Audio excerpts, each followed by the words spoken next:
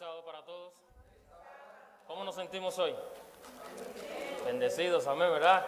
Qué bueno. Después de una semana de trabajo, de problemas, de luchas, de preocupaciones, no hay nada más lindo que venir el sábado, ¿verdad? Y venir a adorar a nuestro Dios. Porque al salir de aquí es el deseo de Dios que salgamos con nuevas fuerzas, con reforzada nuestra fe, ¿verdad?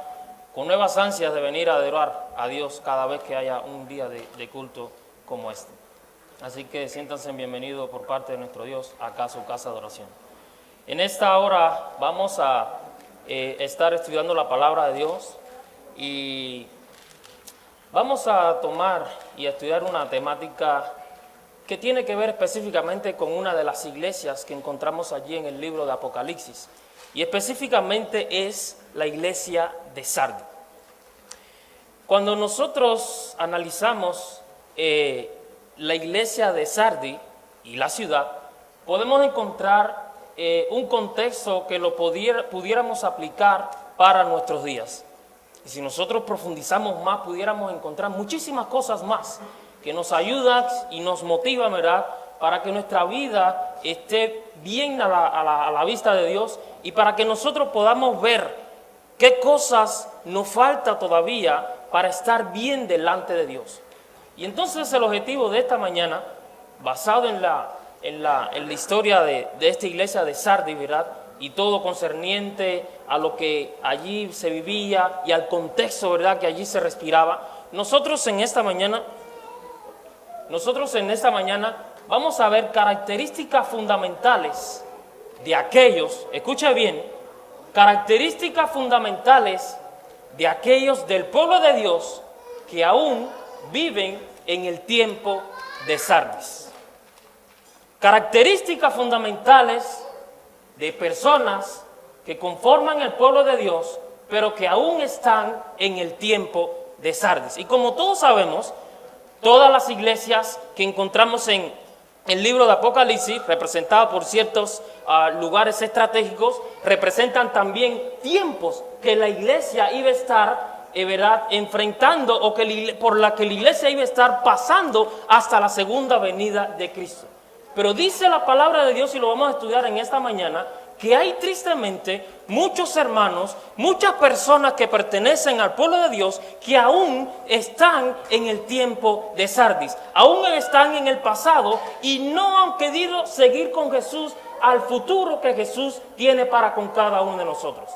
Y la primera característica de esta mañana la vamos a encontrar allí en el capítulo 3 de Apocalipsis, y no lo vamos a leer en honor al tiempo, pero el capítulo 3 de Apocalipsis, versículos del 1 al 6, habla acerca de algo que Dios muestra para con cada uno de nosotros como prueba de su amor. Y la primera característica de esas personas, de ese pueblo, de ese grupo, ¿verdad?, que le gusta estar rezagado, que le gusta estar en el fondo, que le gusta estar en la parte de atrás, que le gusta no tomar la motivación, que le gusta siempre esperar a que lo llamen a hacer. Dice que la primera característica de este grupo de personas es que son alertados por Dios.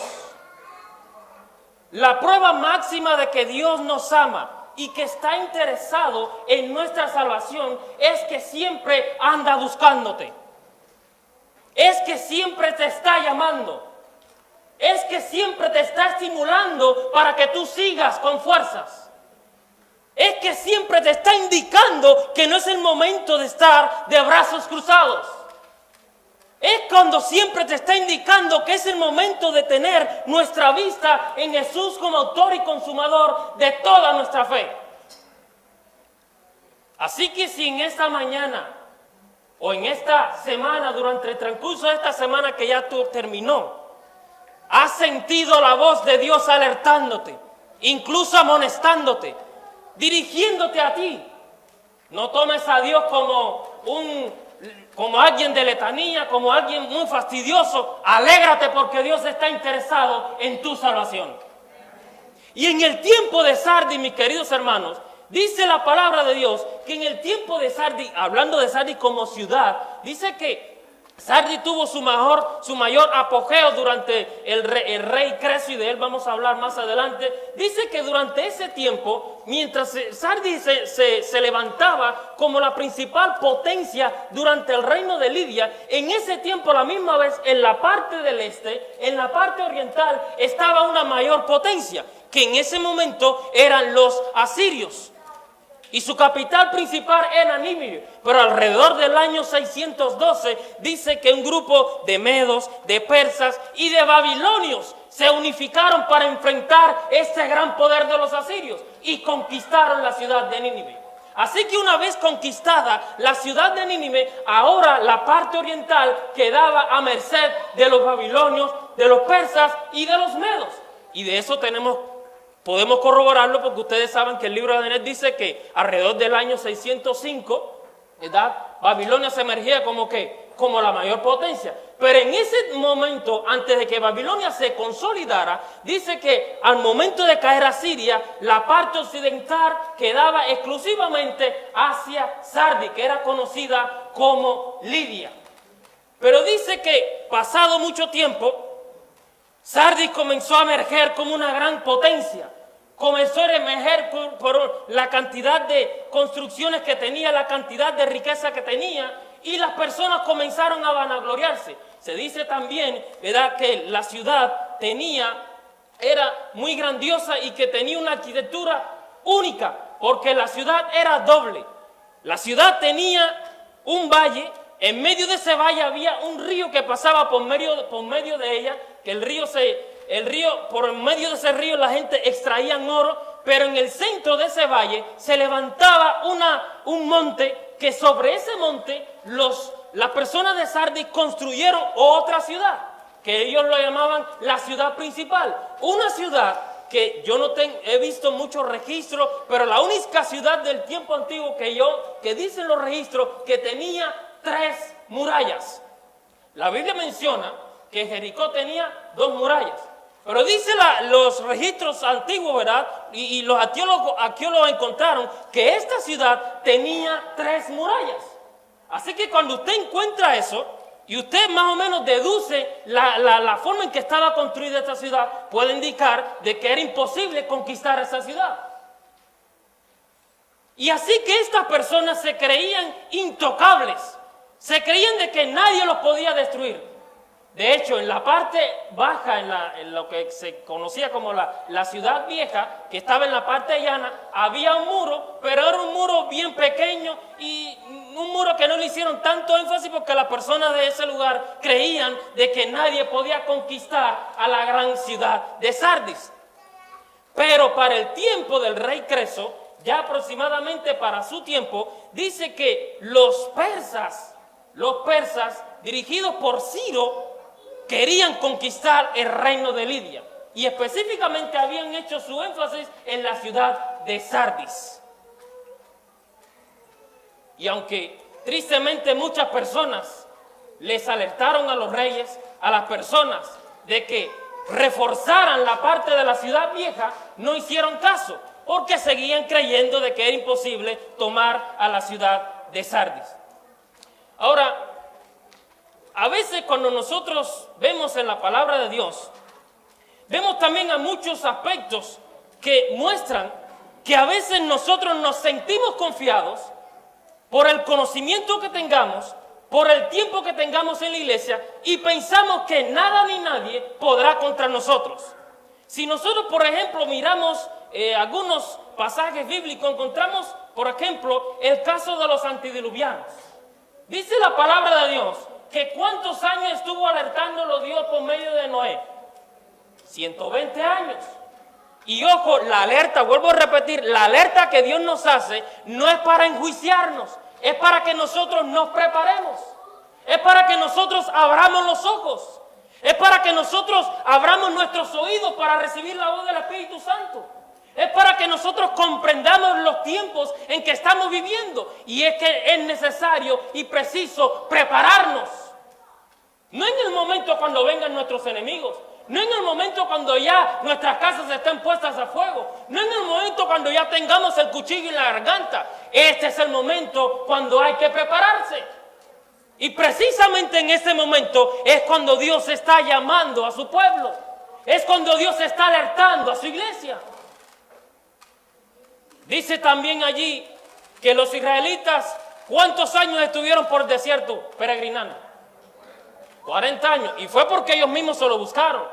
Porque el objetivo de Dios es que si lo implementen en unas semanas, llegaran a la tierra prometida.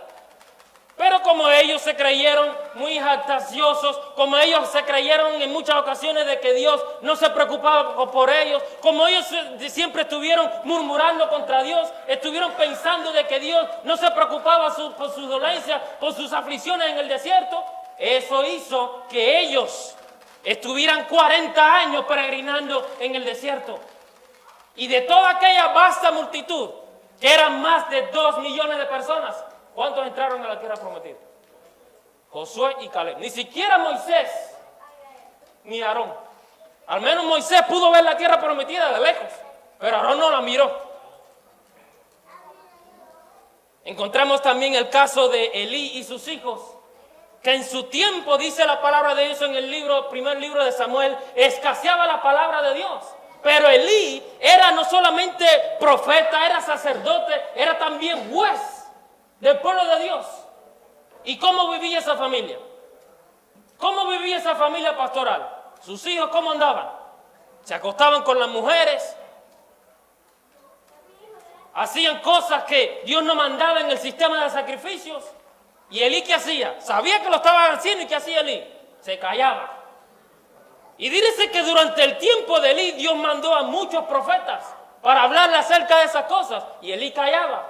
Incluso también cuando el niño Samuel fue llevado a donde él para que lo ayudara, para que lo asistiera y para que aprendiera acerca de Elí, dice que Dios se dirigió a Samuel y le dijo que le dijera a Elí todas las cosas que él había visto y que Elí no hacía nada por hacerlas. Encontramos también el caso del reino del norte, representado por la ciudad de Samaria, o conocido como el reino de Samaria. Tuvieron 19 reyes, y a esos 19 reyes Dios siempre le mandó un profeta, alertándolos de que se prepararan, de que fueran fieles a Dios, de que era momento de volver a sus malos caminos, porque iba a venir una persecución, iba a venir una destrucción completa sobre el reino de Samaria. Y no le hicieron caso, hasta en el momento que Samaria cayó en el 722, destruida completamente. Y el reino del sur, representado por Judá, cuya capital era Jerusalén, lo mismo sucedió. ¿Cuántos reyes, cuántos profetas Dios envió para alertar al pueblo de Dios? Para que se preparara, para que se dieran cuenta de que había necesidad de una reforma espiritual, para que se dieran cuenta de que estaban caminando de manera descarriada delante de Dios. Y cuando vino en el año 586 los babilonios que destruyeron Jerusalén, ahí se acordaron de que los profetas tenían razón. Pero ya era demasiado tarde. Los judíos en el tiempo de Jesús estuvieron con la deidad encarnada entre ellos 3 años y medio. ¿Y qué fue lo que hicieron con Jesús? Lo mataron. Ahora, la iglesia, naciente desde el año 31 después de Cristo, cuando Jesús fue crucificado, hasta nuestros días, ¿creen ustedes que no ha recibido también palabra de Dios? Eso es lo que dice la Biblia. Jesús dijo, me es necesario irme para enviar ¿a quién? Al Consolador. Hasta nuestros días, hasta el día de hoy, tú y yo somos alertados por el Santo Consolador, por el Espíritu Santo. Ahora la pregunta es, ¿cuántos de nosotros estamos escuchando esa maravillosa voz? ¿Cuántos de nosotros estamos correspondiendo al llamado del Espíritu Santo de que es necesario reformar nuestra vida? De que es necesario tener nuestra vista en las cosas del cielo y no en las cosas de la tierra. De que es necesario comprender y entender que todo lo que está escrito en la palabra de Dios se ha cumplido. Y que es necesario que nosotros cada día estemos vigilantes. Que es necesario que cada día busquemos más de Dios. Por eso Apocalipsis capítulo 3, versículos 2 y 3, Jesús nos lo vuelve a repetir. Sé vigilante y afirma las otras cosas que están por morir, porque no he hallado tus obras perfectas delante de Dios. Acuérdate pues de lo que has recibido y oído y guárdalo y arrepiéntete. Pues si no velas, vendré sobre ti como ladrón y no sabrás a qué hora vendré sobre ti.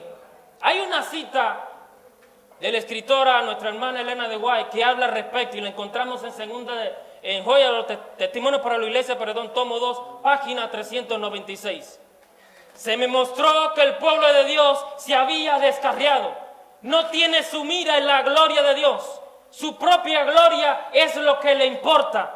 Tratan de gloriarse a sí mismos y no obstante se llaman cristianos.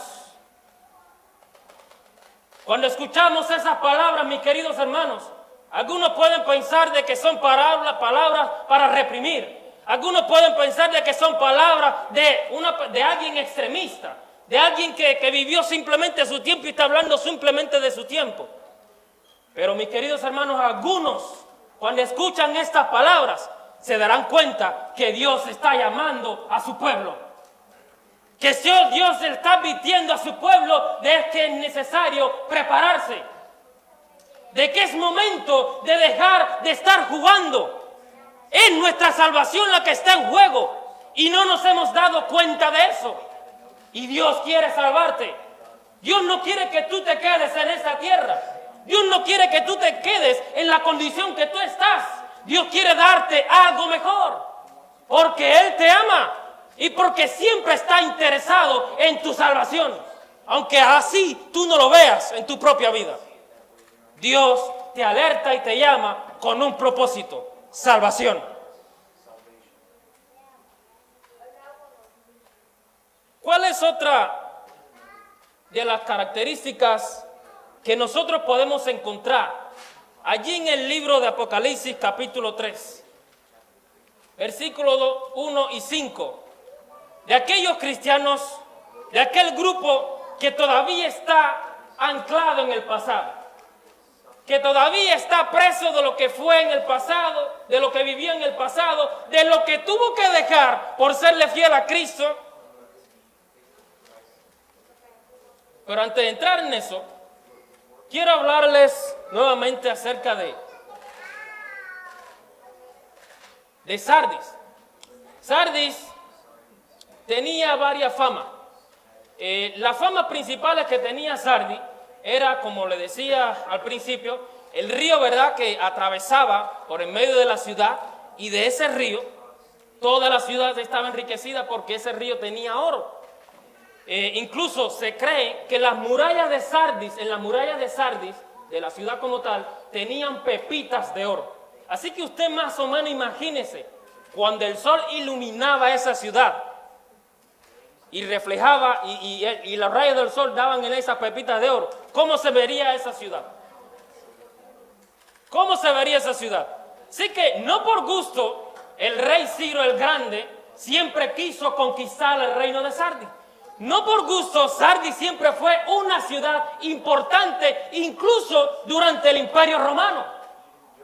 Porque tenía una buena estrategia y porque era un lugar sumamente importante, por la riqueza que todavía se seguía extrayendo del río que atravesaba la ciudad. También en esa ciudad era muy famosa porque tenía una ruta comercial muy principal. Unía el norte con el sur y también el este con el oeste. Y precisamente para tener unir esos puntos cardinales, usted tenía que pasar específicamente por Sardis. Y al tener mucha afluencia, ¿verdad?, de personas de distintos lugares y distintas partes del mundo, eso hacía que el comercio emergiera también en la ciudad. Y hacía que la ciudad fuera más próspera todavía. Y otra de las cosas, ¿verdad?, que encontramos que hacía que la ciudad fuera también muy famosa, era que también tenía a la diosa patrona del lugar, conocida como Cibeles, pero también es conocida como Artemisa. Es la misma que los efesios llaman Diana, ¿ves? La diosa Diana, que era una diosa, no me funciona era una diosa, ¿verdad?, era una diosa que los griegos la representaban llevando un arco, pero los efesios la representaban, ¿verdad?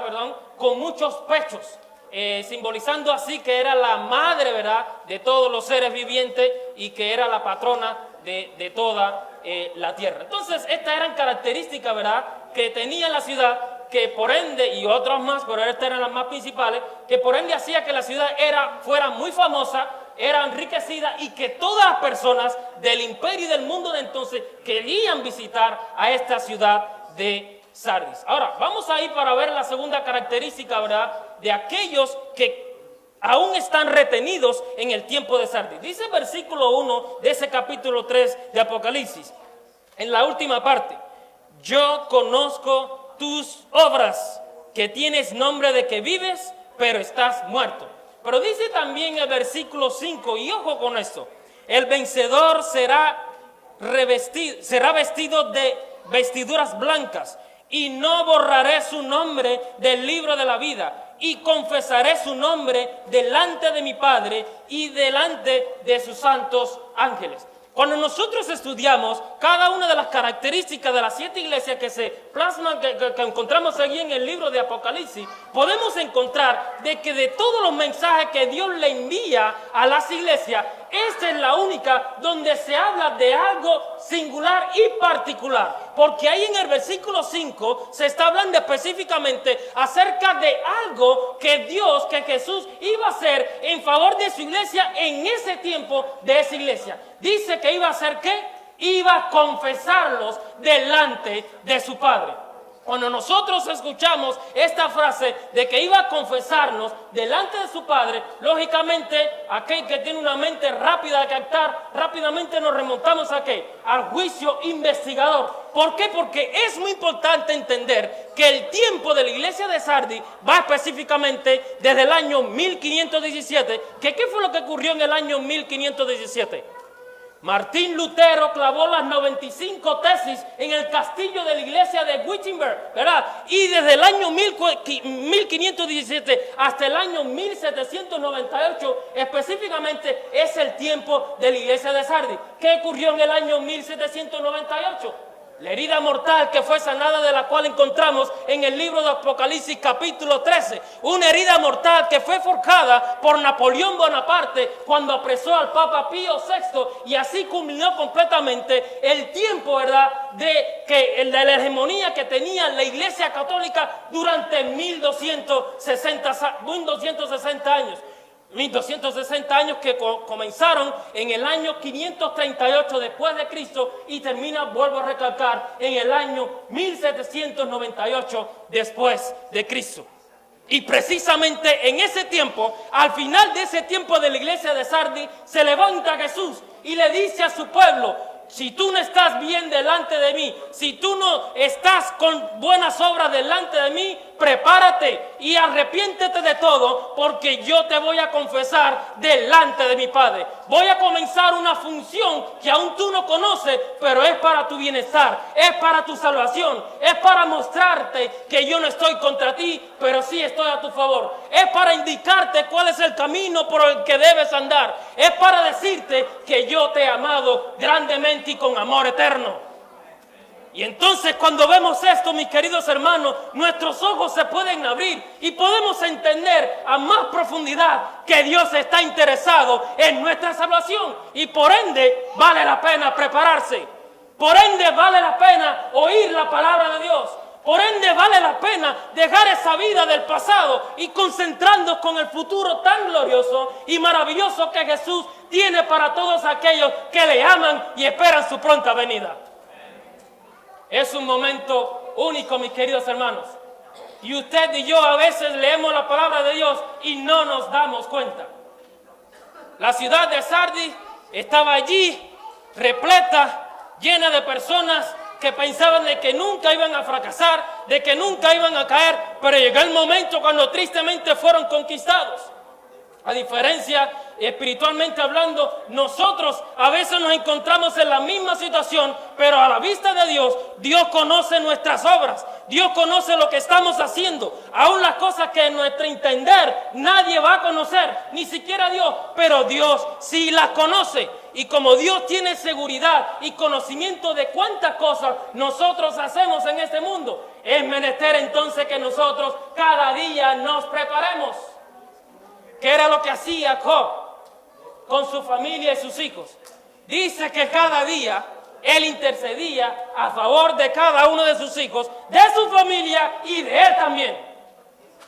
Y alguien que el propio Dios, cuando tuvo una pequeña conversación con Satanás, le dijo: mira, en toda la tierra, en todo el mundo, no hay una persona más perfecta, más íntegra, más justa que mi siervo Job.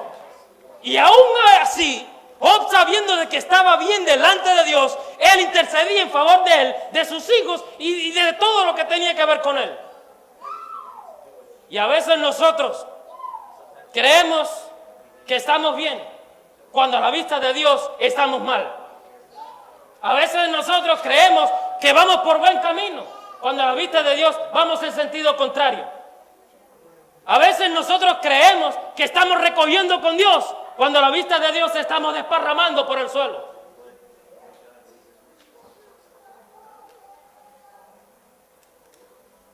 Por eso Jesús nos sigue indicando y nos sigue diciendo que es el momento de prepararnos. Porque en este instante, mientras tú y yo nos encontramos en esta iglesia, en ese instante, mientras tú y yo estamos aquí estudiando la palabra de Dios, en el cielo Jesús está ejecutando una obra muy especial y fundamental para nuestra salvación. Es interceder a nuestro favor delante de su Padre Celestial. Entonces es importante que nosotros entendamos eso, ¿verdad? Ahora, esto es muy importante, mis queridos hermanos, porque cuando nosotros estudiamos la palabra de Dios, nos damos cuenta de que la palabra de Dios siempre nos va hablando y nos va ampliando nuestra mente.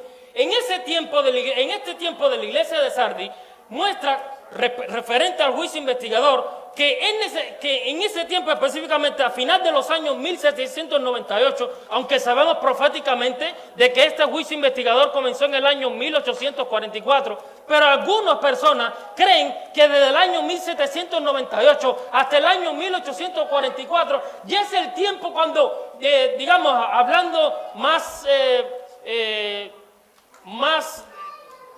de una manera más clara, ya es el tiempo cuando Jesús se está como preparando para pasar del lugar santo al lugar santísimo, pero del santuario celestial. Y ese es el momento cuando la iglesia de Sardis debe estar en momento de ¿qué? De prepararse. Por eso la iglesia de Sardis es representada como el tiempo de ¿qué? De la reforma. Y lógicamente cuando usted escucha la palabra reforma, eso le da la idea de ¿qué? De un cambio. Y el cambio implica ¿qué cosa? Acción. Seguidamente vemos que después de la iglesia de Sardis viene ¿cuál iglesia? La iglesia de Filadelfia, que es representada por el tiempo del despertar. Nunca va a existir un despertar en la iglesia de Dios, en el pueblo de Dios, a menos que personalmente comencemos un espíritu de reforma en nuestras vidas. Habrá muchos cristianos que para la segunda venida de Cristo creerán de que habrán despertado, pero se han engañado durante mucho tiempo a sí mismos, porque durante todo el tiempo han vivido dormidos. ¿Por qué? Porque no han experimentado un espíritu ¿qué? De reforma. Entonces cuando Jesús en el tiempo de la iglesia de Sardis le habla y le alerta a su pueblo, le dice: refórmate y prepárate, porque ahora vamos a pasar a otro sistema, a otro plan de salvación, a otra parte del proceso de salvación, que si tú no te encuentras en él, tristemente te quedarás atrás. Y ese es el momento de transición, cuando Jesús pasa del lugar santo al lugar santísimo, del santuario celestial, a interceder a nuestro favor. Pero ojo, miren lo que dice la escritora Elena de White al respecto de esos hermanos que sí pasan con Jesús, pero también de otros hermanos que creen que pasaron con Jesús y que no es el tiempo de pasar, ¿verdad? Y se quedaron en el lugar santo del santuario. Dice Primeros Escritos, página 55. Después de eso, vi un carro de nubes, cuyas ruedas eran como llamas de fuego. Llegó rodeado de ángeles a donde estaba Jesús. Él entró en el carro y fue llevado al lugar santísimo, donde el Padre estaba sentado. Y allí contemplé a Jesús, el gran sumo sacerdote, de pie delante del Padre. ¿Qué dice el versículo 5 de Apocalipsis 3? Que dice que Él nos va a confesar delante del Padre, puesto que en pie, porque Jesús todavía no se ha sentado. Y esa es parte de otro tema. Dice, en la orla de su vestidura había una campana y una granada, luego otra campana y otra granada. Los que se levantaron con Jesús, aquellos que sí experimentaron una reforma, aquellos que sí comprendieron de que era el momento de cambiar, de que los tiempos se están cumpliendo y que es necesario trabajar codo a codo con Dios. Aquellos que estaban continuamente conectados con el cielo se dieron cuenta con Jesús de que era el momento de pasar del lugar santo al lugar santísimo junto a Jesús. Y dice, los que se levantaron con Jesús elevaban su fe hacia Él en el lugar santísimo y rogaban, Padre mío, da nuestro espíritu. Sigue diciendo, entonces Jesús soplaba sobre ellos el Espíritu Santo en ese aliento, y en ese aliento había luz, poder, mucho amor, gozo y también paz. Ahora, cuando nosotros escuchamos esta palabra, mis queridos hermanos, pues como dice Hebreos 4:16, pues acerquémonos confiadamente con nuestro Señor Jesucristo al trono de nuestro Padre Celestial. Porque al hacer eso, mis queridos hermanos, nuestra salvación está más que asegurada. Pero para hacer eso debemos experimentar un espíritu de reforma. Debemos cada día caminar con Dios. Debemos entender los tiempos en que estamos viviendo, que no es el tiempo de Sardis, porque ya ese tiempo quedó en el pasado. Los tiempos en los que Dios está llamando a su iglesia a vivir es en el tiempo del lugar santísimo, del santuario celestial. Si tú no estás en ese cuarto, en el cielo, juntamente con Dios, mis queridos hermanos, tu nombre no va a pasar. Porque los nombres que Jesús va a mostrar y va a mencionar delante de su Padre son los nombres por los cuales Él va a interceder para salvación. Ahora, ¿qué decir de aquellos que creyeron que pasaron con Jesús o que tal vez creyeron de que no era el tiempo para pasar al lugar santísimo y quedaron en el lugar santo? Sigue diciendo Primeros Escritos, páginas 55 y 56. Me di vuelta para mirar la compañía que seguía postrada delante del trono y no sabía que Jesús la había dejado. Satanás parecía estar al lado del trono. Fíjense, Jesús pasó al lugar santísimo, ya los que estuvieron juntamente con Él pasaron y Él automáticamente ¿qué hizo? Cerró la puerta. Y dice la palabra de Dios que lo que Él cierra, nadie lo puede abrir. Y lo que Él abre, nadie lo puede cerrar. Sigue diciendo, Satanás parecía estar al lado del trono, procurando llevar delante la obra de Dios. Vi a la compañía también alzar las miradas hacia el trono y orar, Padre, danos tu espíritu. Satanás soplaba sobre ella una influencia impía. En ella había luz y mucho poder, pero nada de dulce amor, gozo ni paz. El objeto de Satanás era mantenerla engañada, arrastrarla hacia atrás y seducir ¿a quién? A los hijos de Dios. Hay otra cita que quiero compartir con usted, que encontramos en Testimonio para la Iglesia, tomo 2, página 393, referente a esto. Satanás trabaja hombro con hombro, específicamente con aquellos que quedaron en el lugar santo, con los profesos cristianos. No obstante, les falta tanto discernimiento, fíjense, espiritual, que ellos no detectan que están trabajando para Satanás en vez de trabajar para Dios. No sienten la responsabilidad de la obra. Las solemnes verdades que profesan creer son solo una realidad para ellos. No tienen una fe genuina. Muchos tienen una forma de piedad. Sus nombres están en los registros de la iglesia, pero tienen un registro manchado en el cielo. El ángel registrador ha escrito fielmente sus obras. Cada acto egoísta, cada palabra equivocada, cada deber no realizado, cada pecado secreto, Cada astuto fingimiento está fielmente asentado en el libro de registro que lleva el ángel registrador.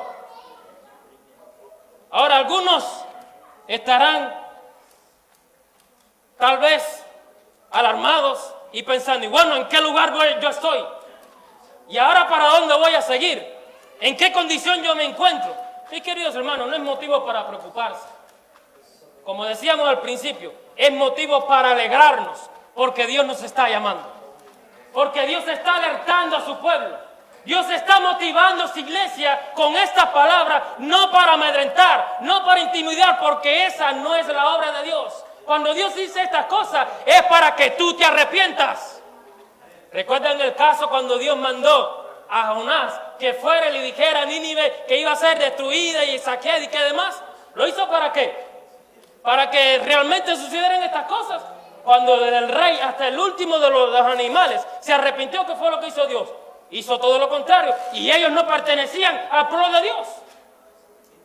Ahora, mis queridos hermanos, ¿cuánto más nosotros, que muchos de los que estamos aquí, o de los que están aquí, nacieron en la iglesia? Muchos de los que estamos aquí, la mayor parte del tiempo llevamos en la iglesia.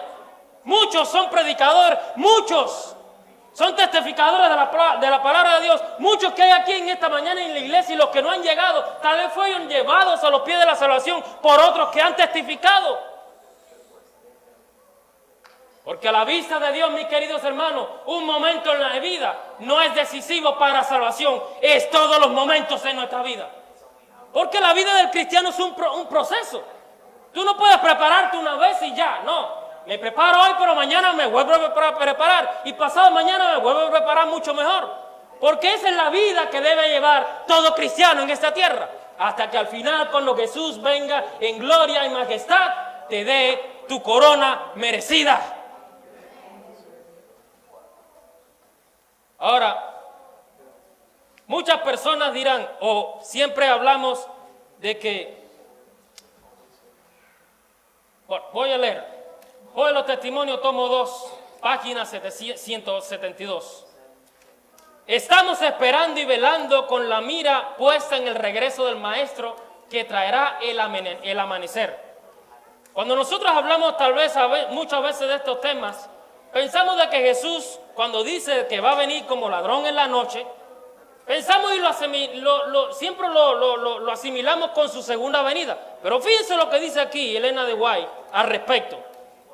Estamos esperando y velando con la mira puesta en el regreso del Maestro que traerá el amanecer. No sea que viniendo de repente nos encuentre durmiendo. ¿A qué tiempo se refiere aquí? No a su segunda venida. Sigue diciendo, no, sino cuando regrese de su ministerio en el lugar santísimo del santuario celestial. Cuando deponga sus atuendos sacerdotales y se vista de atavíos de venganza, y cuando se promulgue el decreto que dice, el que es injusto, sea injusto todavía, el que es injusto, practique la justicia todavía, y el que es santo, santifíquese cada día todavía. Entonces, ¿qué dice ella cuando Jesús, hablando de Jesús, cuando dice, retén lo que tienes, arrepiéntete porque voy a venir como ladrón en la noche? ¿A qué se refiere? ¿A su segunda venida? No. Porque cuando Jesús venga en su segunda venida, ya viene a recoger el fruto. Él se refiere al tiempo cuando termine esa obra tan especial que está ejecutando en este mismo instante en el santuario celestial a nuestro favor. Así que aún más, eso nos dice, mis queridos amigos y hermanos, que debemos prepararnos cuando mañana. No, es ahora. Es ahora, mis queridos hermanos. Es ahora cuando debemos experimentar un cambio en nuestra vida. Es ahora cuando debemos experimentar, ¿verdad?, ese espíritu de reforma que es representado por la iglesia del tiempo de Sardis. Es ahora. Porque ya sabemos cuándo comenzó el momento del juicio investigador. Ya sabemos cuándo comenzó nuestro abogado a abogar a nuestro favor. Pero llegado el momento, si no estamos preparados, mis queridos hermanos, nos vamos a perder. Llegado el momento, si no estamos preparados, vamos a querer regresar al lugar santo. Y Dios no quiere eso para ti, porque Él te quiere salvar.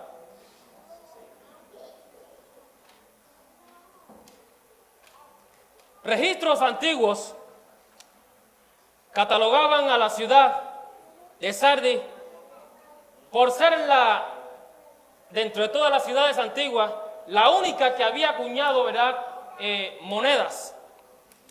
Y estas monedas que ellos acuñaban, porque su principal riqueza era el oro, lógicamente también era de oro. Y en esas monedas tenían también una inscripción que decía: Sardis, la primera metrópoli de Asia y de Lidia y también del helenismo.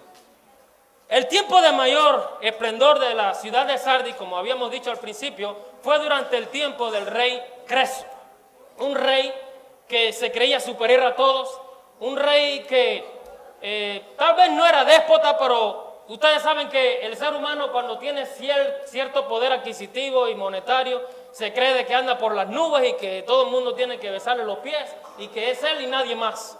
Y por eso nunca se preocupó tanto en reforzar su ciudad. Por eso nunca se preocupó tanto y se reía de aquellos que le decían: no, mira, la ciudad va a ser destruida. Recuerda que Ciro está atentando contra ti. Recuerda que los ojos de Ciro en la parte occidental es esta ciudad. Y él sabe que el día que caiga esta ciudad va a tener el control completamente del Asia Menor. Y él se reía de estas cosas. Pero, tristemente, llegó el día. Llegó el día cuando todo terminó por no escuchar. Y la otra característica, mis queridos hermanos, de ese pueblo que todavía está en el lugar santo, la podemos encontrar también en el versículo 2 de ese capítulo 3 de Apocalipsis. Sé vigilante y confirma las obras que están por morir, porque no he hallado tus obras bien acabadas delante de Dios. La otra característica es que tristemente ese grupo que cree que está caminando con Dios, que cree que está juntamente con Dios en el lugar santísimo del santuario celestial, es que aparentan vivir bien delante de Dios. Son personas aparentes, son personas de presunción, son personas que creen de que están bien cuando a la vista de Dios están mal. Son personas de que creen que están seguros por lo que tienen, por lo que han adquirido en este mundo, cuando a la vista de Dios están necesitados de todas las cosas. ¿Cuántas de esas personas tristemente existen en el pueblo de Dios? Se vanaglorian de la vida pasada, de cómo vivían en el pasado, pensando con la idea de volver al pasado. ¿Recuerdan cuando los hijos de Israel estaban por el desierto?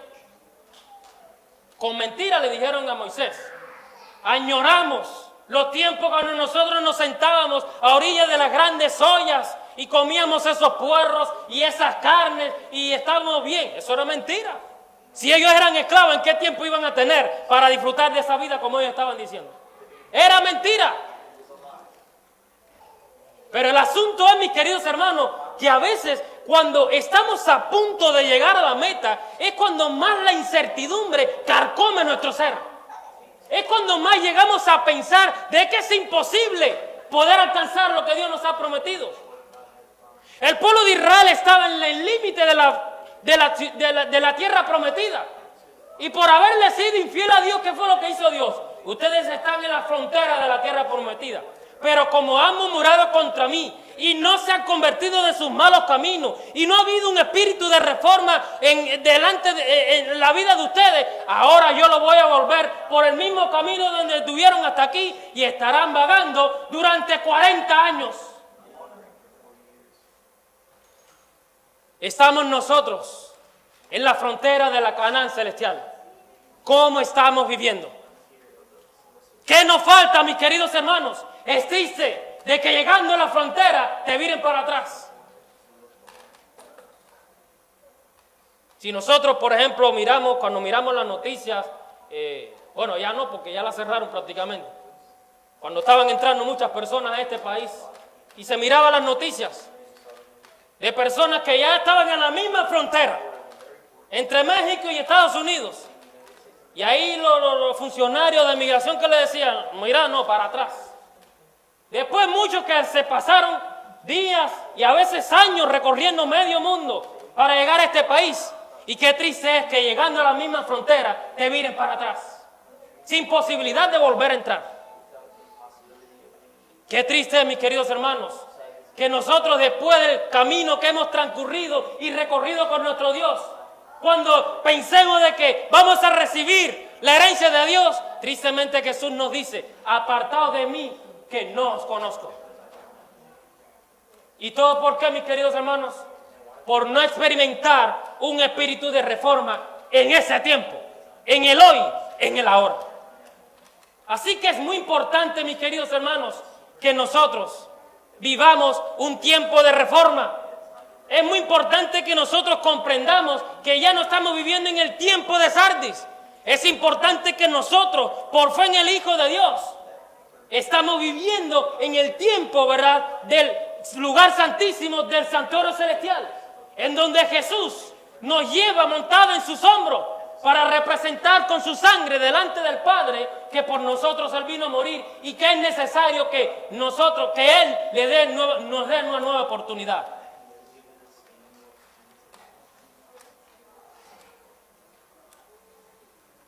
Pero tristemente el pueblo de Dios a veces sigue a ciegas, sigue dormido. Elena de White, Testimonio para la Iglesia, también el mismo libro, tomo 2, página 178, nos dice: se me mostró que el pueblo de Dios que profesa creer la verdad presente no se encuentra en una actitud de espera y vigilancia. Y esto no es porque lo dice ella. En la parábola de las 10 vírgenes nos muestra claramente que cuando el esposo venía a buscar las vírgenes que estaban despiertas, ¿cómo estaban todas? Todas estaban dormidas, pero había una diferencia. Todos nos podemos dormir, pero si usted cada día trabaja, vive, y es su objetivo de vivir un espíritu de reforma delante de Dios, de prepararse delante de Dios, cuando escuche la voz de tu Señor, tú te vas a despertar. Pero aquellos que simplemente se prepararon una vez y que tomaron las cosas de Dios con simpleza y que bueno, es momento de aprovechar la vida ahora porque todavía Cristo demora mucho, eso lógicamente cuando Jesús venga y llame a su pueblo, esos no van a escuchar. Los hijos de Dios están incrementando sus riquezas y están depositando sus tesoros en la tierra. Se están volviendo ricos con las cosas mundanas, pero no ricos con Dios. No creen que el tiempo sea corto. No creen que es el fin de que el fin de todas las cosas está cerca, que Cristo está a las puertas. Pueden profesar mucha fe, pero se engañan a sí mismos, porque solo pondrán en práctica la fe que realmente poseen. Sus obras ponen de manifiesto el carácter de su fe y dan testimonio ante los que los rodean que la venida de Cristo no se va a producir en esta generación. De acuerdo con su fe, también van a hacer sus obras. Están añadiendo una casa a la otra y un terreno al otro. Son ciudadanos, tristemente, de este mundo. Dios nos dice en su palabra que su pueblo debe ser considerado y debe verse a sí mismo como ¿qué? Como extranjero y peregrino y advenedizo en este mundo, de pasada, de a corridas. Pero dice aquí Elena de White que muchos de esos que pertenecen al pueblo de Dios, que dicen trabajar e ir a la par de Dios, tristemente se están engañando a sí mismos porque ellos creen que todavía dista mucho para que Jesús venga. Ellos creen que todavía hay mucho tiempo para divertirse. Ellos creen que todavía hay mucho tiempo para vivir como quiera. Ellos creen que todavía hay mucho tiempo para hacer grandes riquezas y que es necesario vivir el hoy y el ahora. Y solamente viven así, ¿por qué? Porque se consideran ciudadanos tristemente de este mundo. Y los que se consideran ciudadanos tristemente de este mundo, a la vista de Dios, no son considerados ciudadanos del reino celestial, que a vida eterna permanece. Pero dice el apóstol Pablo, cuando le aconsejaba a Timoteo: pero tú, sé sobrio en todas las cosas. Sé sobrio en todas las cosas y cumple tu ministerio. Haz lo que debes hacer diariamente. Prepárate cada día, porque Cristo va a venir. Y Pablo estaba tan convencido de lo que estaba diciendo, ¿verdad? Por eso él se atrevió a decir: he peleado, ¿qué cosa? La buena batalla. He acabado, ¿qué cosa? La carrera. He guardado la fe. Por tanto, yo sé que cuando Jesús venga, Él me va a dar una corona de victoria.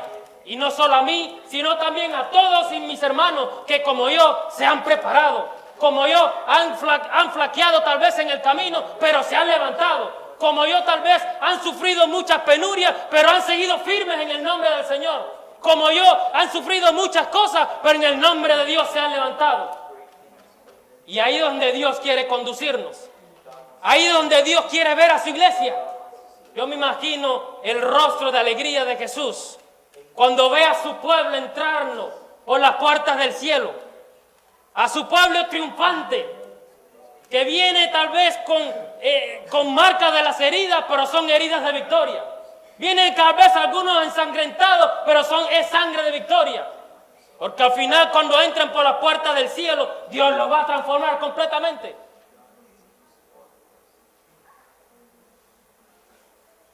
En último lugar, las características de esos que quedan en el tiempo, ¿verdad?, de Sardis, en el lugar santísimo.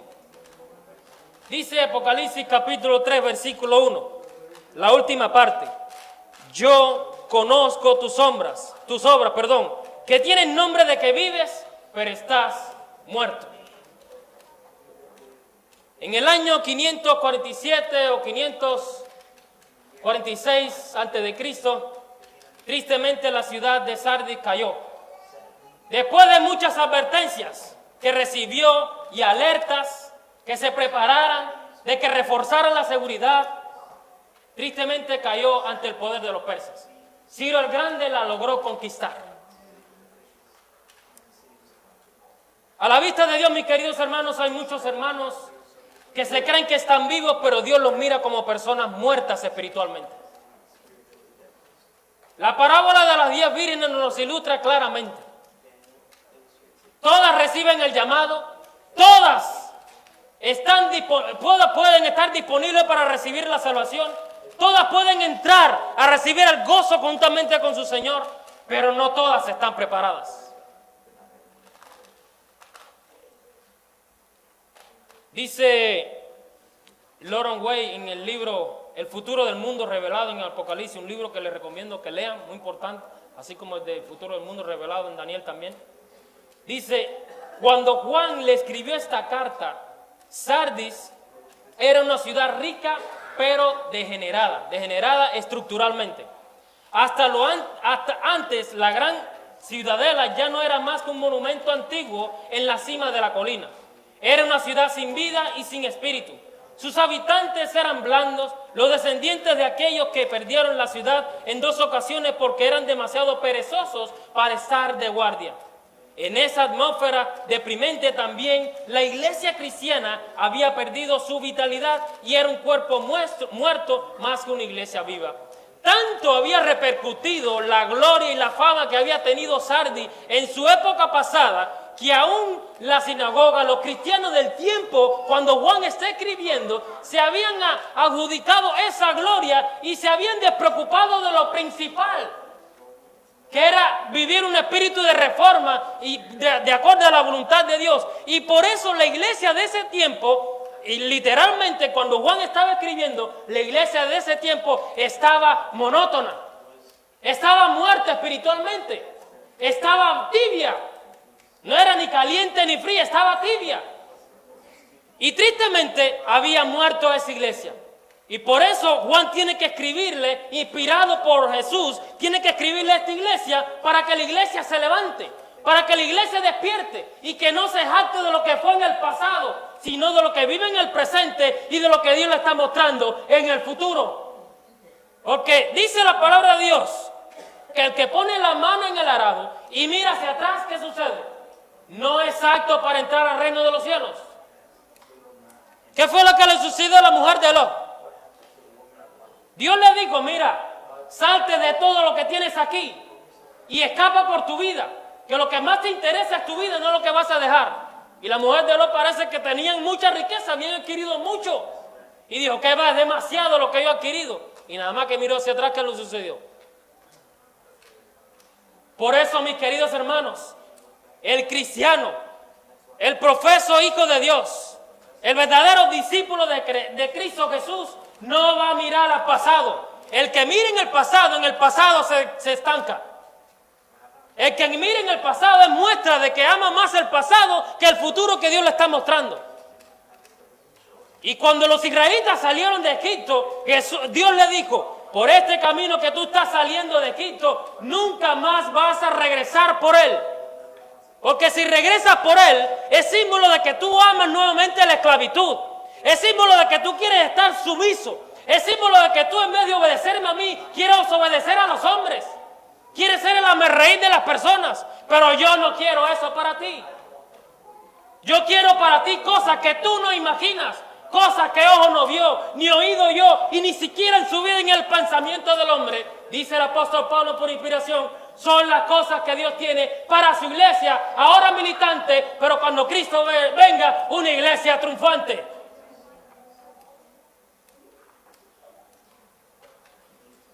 Hay otra cita de la hermana White que encontramos en la página 174, también en el libro Testimonios para la Iglesia, tomo 2. Vi que algunos se cansaban, tenían la mirada dirigida hacia abajo, estaban absortos en las cosas terrenales y no eran fieles en su vigilia. Decían: esperamos que el maestro viniera en la primera vigilia, pero sufrimos una desilusión. Estábamos seguros de que vendría en la segunda, pero esta pasó y no sucedió nada. De nuevo podemos sufrir un chasco. No es necesario que seamos tan estrictos. Es posible que no venga tampoco en la siguiente vigilia. Estamos en la tercera vigilia y creemos que es mejor que depositemos nuestro tesoro en la tierra para estar seguros de que no vamos a pasar necesidad alguna. Muchos estaban durmiendo, adormilados por los cuidados de esta vida y seducidos por el engaño de las riquezas para abandonar su actitud de espera y vigilancia.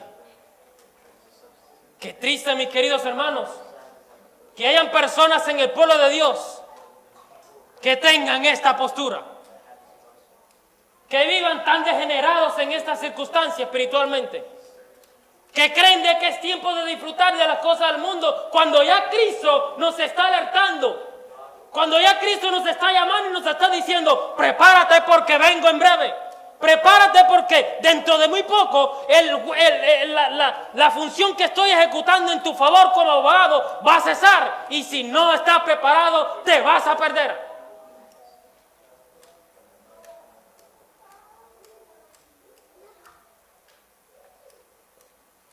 En esta mañana, mis queridos hermanos,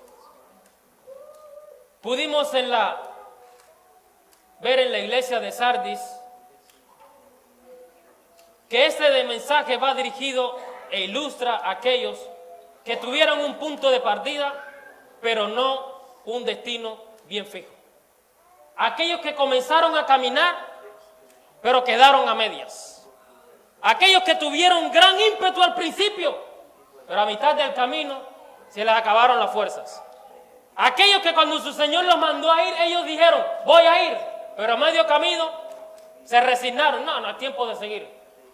Aquellos que querían ser los primeros en llegar, pero tristemente no llegarán. Aquellos que creían tristemente de que estaban caminando con Jesús cuando realmente Jesús los había dejado porque ellos no se habían preparado. Aquellos que creían que todavía están viviendo el tiempo, ¿verdad?, del lugar santo, cuando realmente Jesús nos muestra que estamos viviendo en el tiempo del lugar santísimo, del santuario celestial. Aquellos que creen que todavía hay tiempo para seguir gozando de la vida de este mundo, pero no se dan cuenta del futuro grandioso que Jesús tiene para aquellos que le son fieles en las mansiones celestiales. En esta mañana pudimos ver características fundamentales de aquellos que viven en Sardis. Aquellos que reciben una advertencia por parte de Dios. Aquellos que tienen todas sus obras bien claras y transparentes delante de Dios. Aquellos que viven una vida de apariencia delante de Dios. Y aquellos que tristemente son muertos espirituales delante de Dios. Pero dice esta cita que encontramos aquí: el Señor sugiere que habrá una demora antes de que finalmente amanezca. Y literalmente sabemos de que así sucede. Antes del amanecer llega un momento cuando todo se torna más oscuro, pero es la señal de que todo va a transformarse. Pero no quieren que den lugar a la fatiga ni que disminuya la intensidad de su ferviente vigilancia, porque la mañana no llega tan pronto como lo habían esperado. Se me presentó a los que esperaban con la mirada dirigida en lo alto. Se animaban mutuamente al repetir estas palabras. Ya pasaron la primera y las segundas vigilias. Estamos en la tercera vigilia, esperando el regreso del Maestro y velando. Lo que nos queda de esta vigilia es muy poco ya. ¿Cuánto lo creen así, mis queridos hermanos? Si ese es tu deseo, te invito a que te pongas en pie y juntos cantemos con júbilo, ¿verdad?, este canto final.